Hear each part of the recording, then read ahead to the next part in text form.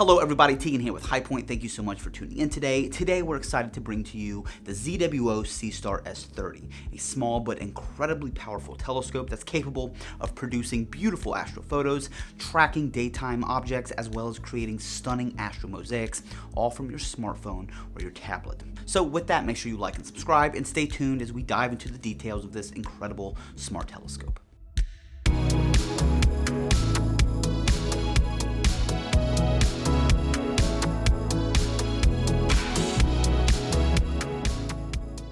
Now, before we start, as always, this video is divided into sections. Take a look at the timeline and jump to whatever section in this video that suits your needs. We're going to start with unboxing. Included in the box is the ZWO Seestar S30 itself. It comes with a tripod, a USB-C charging cable, a solar filter, along with a basic manual. Now, currently at the time of filming this video, we have a pre-production model of the Seestar S30. When you purchase this, it will come with a nice soft case from ZWO. The Seestar S30 is a fully automated smart telescope with a 30mm aperture triplet refractor objective with a focal length of 150mm. Taking the photos is a highly sensitive Sony sensor, and in front of it, you have the option to choose between 3 filters: a dark filter for dark frames, a light pollution or standard sky glow filter, which is great for star clusters and galaxies, and then you have the dual narrowband filter, which is great for emission nebula like the Pac-Man Nebula or the Heart and Soul Nebula, and even the Rosette Nebula. The S30 sits just over 8 inches tall and weighs in just over 3.5 pounds. The tripod attachment is a photographic standard 3/8/16 screw, and the entire smart telescope is powered by a long-lasting lithium-ion battery.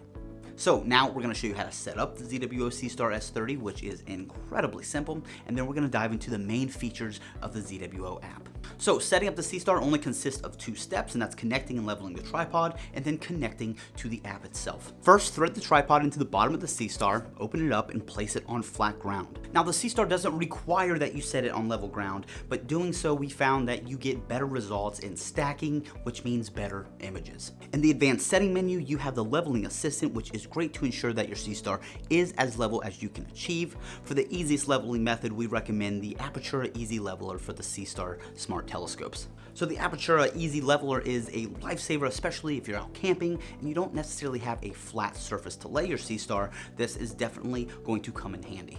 Now that you're all set up, power on the Seestar, open the app, and follow the in-app instructions to connect the Seestar to your phone. Then extend the arm and you are now free to choose any of the imaging modes. Okay, so that is it. It is that simple. There's no complicated parts, no attachments, no cables. Simply attach the tripod and connect it to the app, and you're ready to take some incredible deep space photos. Now, speaking of deep space objects, the main purpose behind the Seestar S30 is to take photos of galaxies and nebula and star clusters. So with that, we're going to dive first into the deep space imaging mode.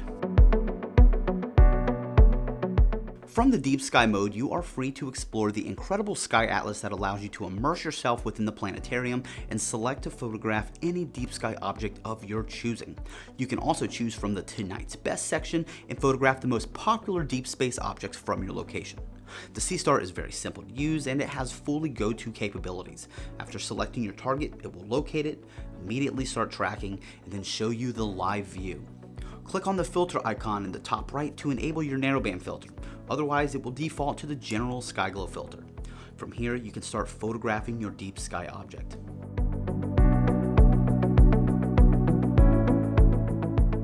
Now, Diana, a gear expert and astrophotographer here at High Point, was able to take some incredible photos with the Seestar S30 from her dark skies in Arizona.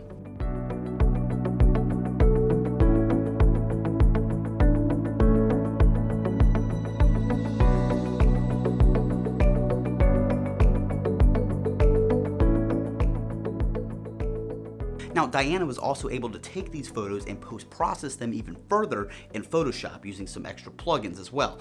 Now, we're going to take a look at these photos here in a bit, but what Diana was able to do with the data she collected from the Seestar was absolutely magical.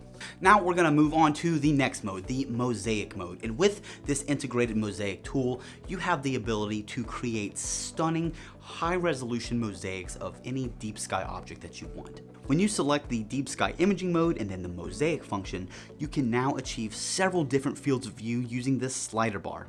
After framing your target, the Seestar will immediately go to and start tracking and photographing your deep sky object just as it did with the standard deep sky mode. But this time, the Seestar will start to compile a number of images to complete your astro mosaic as you watch in real time your photo become brighter, more colorful, and more detailed. Now, Daniel, another gear expert and astrophotographer here at High Point, has put together a great visual to help you show the power of this mosaic mode. Here you can see just how much wider and larger of an image is capable when using the mosaic mode compared to the deep sky mode.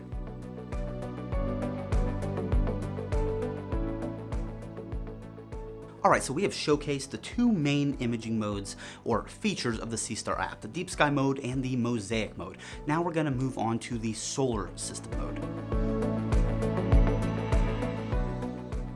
Now, through our experience with the Seestar S30, it is very clear that this telescope is not designed for planetary photography. However, for photographing the moon and the sun, this is a very capable smart telescope. You can reveal the incredible craters on the lunar surface, and with the included magnetic solar filter, the sunspots on the solar surface.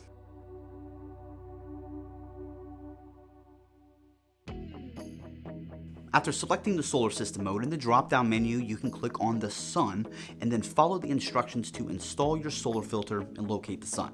Now, sometimes your Seestar S30 might have a difficult time finding the sun on its own, but that's okay. Simply use the wide field lens to center the sun using the joystick in either the fast or slow mode. From here, you can switch over to the main imaging camera and the sun should be perfectly centered. Now you can choose to autofocus, start taking your photos, your video, and even a solar time lapse.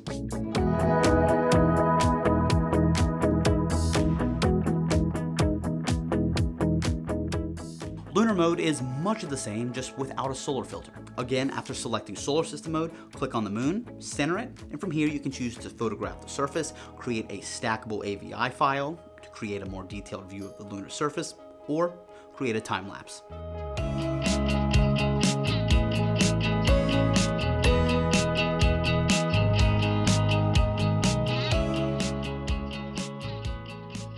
Alright, so far we've seen that the S30 is an incredible smart telescope for taking deep sky photos as well as solar and lunar photos. Now we're going to move on to the scenery mode.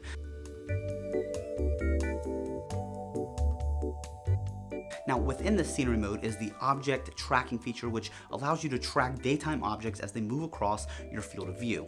Now, when you're in that scenery mode, you can use the wide field lens to take stunning landscape photos, or you can switch back to that main imaging camera and take up close and personal shots of wildlife like birds or flowers. Now, as I mentioned, the Seestar S30 has its object tracking feature, which makes taking video or photographing moving objects easier than ever. From within the scenery mode, simply select the tracking feature and then draw a square over your subject. From here, the Seestar will automatically recognize the moving subject and will begin tracking your moving object as it moves across your field of view.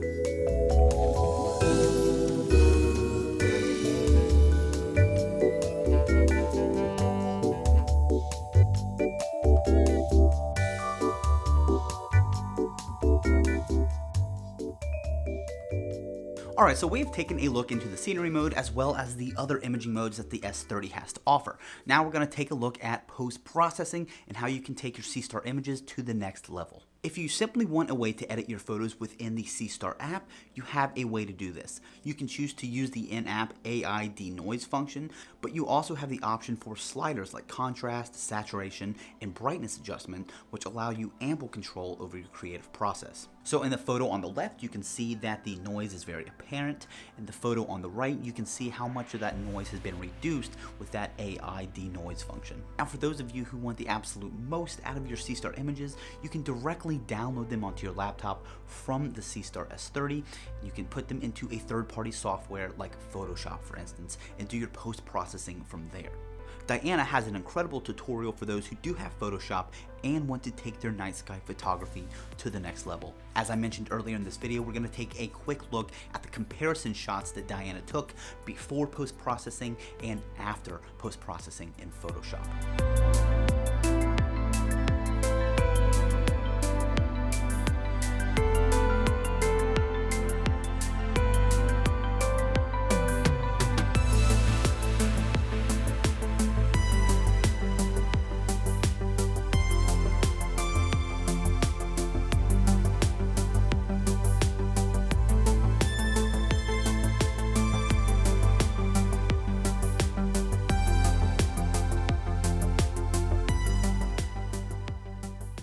Through these pictures that Diana took, you can see that there is incredible potential coming from the ZWO Seestar S30. Secondly, Daniel has an article over his entire Seestar S30 experience, and if you're looking for that, you can find that link in the description below as well.